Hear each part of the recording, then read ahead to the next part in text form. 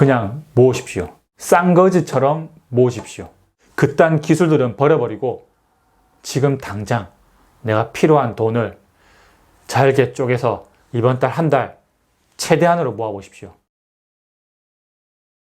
반갑습니다. 홍 사장입니다. 오늘은 종잣돈을 모으는 것에 대해서 한번 이야기해 보고자 합니다. 사실 앞전 영상들에서 종잣돈을 모아야 된다, 어떻게 모아야 된다, 이렇게 모으면 안 된다 라는 것에 대해서 계속 이야기를 해왔는데요. 사실 이 영상을 통해서 구체적으로 여러분들이 어떻게 돈을 모아야 된다, 나는 이렇게 모으고 있으니까 여러분들도 따라하면 된다 라는 구체적인 내용들, 영상들을 말하진 않았습니다. 왜냐하면 이 돈을 모은다는 것, 그리고 돈을 번다는 것, 그리고 돈을 쓴다는 것은 각자의 라이프 스타일이 있는 것이고 각자의 기호에 맞게 진행되는 것인데, 갑자기 이름도 모르던 생판 처음 보는 사람이 와서 이렇게 돈을 모으십시오, 종잣돈은 이렇게 모으십시오, 돈을 쓰지 마십시오, 돈은 이렇게 모아야 됩니다 라고 이야기한다면 과연 어떤 사람이, 그 누가 제 말을 들어주겠습니까? 그래서 어쩔 수 없이 저는 큰 차원에서, 큰 그림 차원에서 돈을 모아야 되는 것이고, 이런 것은 하면 안 되는 것이고, 돈을 소비를 이렇게 줄이는 것이고, 그 라이프 스타일, 재테크에 맞는 라이프 스타일은 미니멀리즘을 활용해서 짠테크가 아닌, 찌질하게 돈을 모으는 것이 아닌 우아한, 그리고 하기에도 편한 미니멀리즘을 삶 속에 녹여서 재테크에 최적화된 삶을 찾아가자라는 주제로 영상들을 남겨왔습니다. 하지만 얼마 전에 제가 김여사와 이야기를 통해서 풍차 돌리기 적금에 대한 이런 이야기들을 하자 해서 김여사가 풍차 돌리기 적금을 들지 마라, 그것을 활용하지 마라 라는 영상을 남겼는데요. 대부분의 사람들이 풍차 돌리기 적금을 많이 들고 활용을 하고 있는 것 같습니다. 왜냐하면 그러면 풍차 돌리기 적금을 하지 않으면 어떻게 종잣돈을 모을 것이냐, 처음부터 목돈이 어떻게 생기냐, 이런 풍차 돌리기와 같은 재테크 기술을 활용해서 종잣돈을 모아야 되고 나는 그렇게 해서 도움을 얻었다 라는 댓글들과 한편으로는 이렇게 서운함을 표현하는 사람들이 있었습니다. 사실 재테크 기술 보면 제가 대학생 때도, 제가 직장인 초년생일 때도, 지금 또 재테크 책은 변한 게 없는 것 같습니다. 금융 쪽 재테크 서적을 봐도 변한 건 없습니다. 은행에 적금을 들고 통장을 쪼개고 풍차 돌리기를 하고 예금 금리가 1%라도 0.1%라도 높은 곳을 찾아가고 복리를 활용하고 예금 상품들 중에서 뭐가 좋고 하는 것들, 제가 어렸을 때 금융을 알았을 때도 배웠던 거랑 똑같고, 제 이전의 세대, 우리 부모님 세대 때도 아마 그런 식으로 재테크를 배워왔을 거고 정보를 받았을 겁니다. 그렇다면 왜 이런 것들은 변하지 않고 계속 가는 것이냐? 제가 보험을 해지하라 라는 영상에도 남겼듯이 그들만의 리그에서 우리는 그 안에 있는 어망 안에 있는 그냥 물고기일 뿐이죠. 잡혀있는 은행이란 그런 금융권에 갇혀있는 우리는 물고기입니다. 잡혀있는 물고기죠. 계속 먹이를 던져주면 우리는 계속 먹고 달려들고 하니 그 상품을 바꿀 필요 없는 거죠. 저는 그 울타리, 그 어망에서 나와서 좀 다르게 생각해보자라는 뜻에서 풍차 돌리기 적금을 들지 마라라고 한 것이고, 그렇다면 그런 재테크 기술을 쓰지 않고 어떻게 목돈을 모으라는 거냐에 대한 답을 드리자면 그냥 모으십시오. 악착같이 모으십시오. 싼 거지처럼 모으십시오. 거지 같은 생활을 하더라도 다 당장, 지금 당장 돈을 모아야지. 한 푼이라도 100만 원이라도 200만 원이라도 지금 당장 이번 달 월급에서 빼서 모아야지. 풍차 돌리기 기술 아니면 통장 쪼개기를 해서 이번 달에는 10만 원 모아야지. 그리고 다음 달에는 10만 원, 10만 원 해서 20만 원 모아야지. 그리고 3개월째에는 10만 원, 10만 원, 10만 원 해서 30만 원 모아야지. 그렇게 해서 언제 목돈을 마련하죠? 1년 뒤면 이 10만 원씩 굴렸던 120만 원이 들어올 겁니다. 또 그걸 가지고 또 복리를 활용한다는 식으로 해서 또 금액을 올려서 들겠죠. 물론 그런 방법을 통해서 돈을 늘릴 수 있습니다.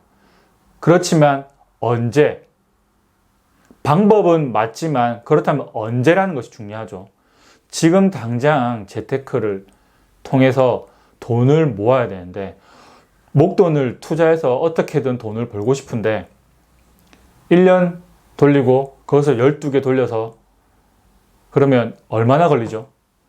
언제 그 목돈을 다 모아가지고 언제 뺏는다는, 언제 투자를 한다는 거죠. 저희가 말씀드리는 목돈을 모으는 방법이 어떻게, 그러니까 무슨 방법을 활용하라는 게 아니라 그냥 하나만 보고 종잣돈을 모을 거라는 그 목표 하나만 가지고 그 삶을 바꿔야 된다는 거죠. 월급이 200만 원이면 180만 원을 모으기 위해서 어떻게 해야 될 거냐를 고민해야 되지, 이번 달에 20만 원, 30만 원 모으겠다는 게 아니라 1년 동안, 1년 뒤에 나는 부동산 투자를 할 거니까